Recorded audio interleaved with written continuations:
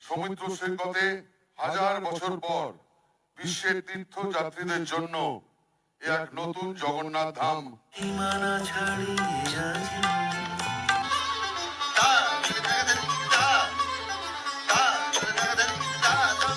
স্থানীয় মানুষের সহযোগিতা না পেলে এই কাজটি আমরা করতে পারতাম না। প্রসেনজিৎ থেকে, দেব থেকে, রূপঙ্কর থেকে, নচি থেকে, ইমন থেকে, একেবারে অদিতি থেকে, আমাদের ডোনা গাঙ্গুলি থেকে, আমাদের সুরজিৎ থেকে, জিৎ থেকে, সকলে পারফরমেন্স করেছেন। দীঘার জগন্নাথ মন্দির খুলতে না খুলতেই প্রথম আমি পেয়ে গেছি মন্দিরের যে ভোগ প্রসাদ, সেই প্রসাদ আমি পেয়ে গেছি। সব বই বিক্রি করছে ঠাকুরের চৈতন্য দেবের। তো চলুন সামনের দিকে এগোই।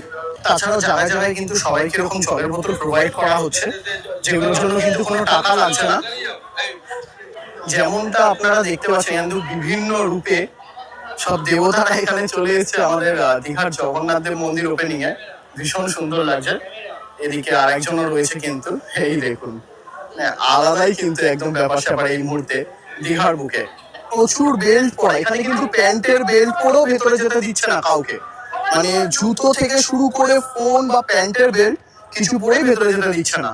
এই মুহূর্তে কিন্তু এখানে একদম কোলাহল লেগে গেছে, কারণ এই মুহূর্তে কিন্তু মমতা ব্যানার্জি বা আরো ভিআইপি যারা রয়েছেন তারা মন্দিরের ভেতরে প্রবেশ করবে না। তাদেরকে আহ্বান করার জন্য কিন্তু এখানে এইরকম ব্যবস্থাপনা করা হয়েছে, যেমনটা আপনাদেরকে আমি দেখাতে পারছি।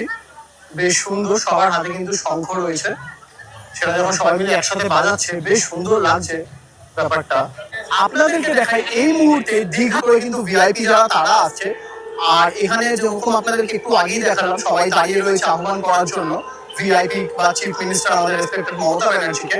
আর বাকি যারা কিন্তু নর্মালি ভিড় করেছে তারা কিন্তু এখানে ক্রাউড কিছুটা এইরকম, প্রচুর মানুষজন কিন্তু এখানে ভিড় জমিয়েছে। আর সেটাই আপনাদের সামনে আমি তুলে ধরছি। অতিথিরা আসছে, দেখতে পাচ্ছি প্রচুর কিন্তু বিদেশি অতিথি যারা রয়েছে, যারা মায়াপুরে কিন্তু দীক্ষিত, তারা কিন্তু সব এক এক করে এখন দীঘা আমাদের যে জগন্নাথ মন্দির সেই মন্দিরে প্রবেশ করছেন।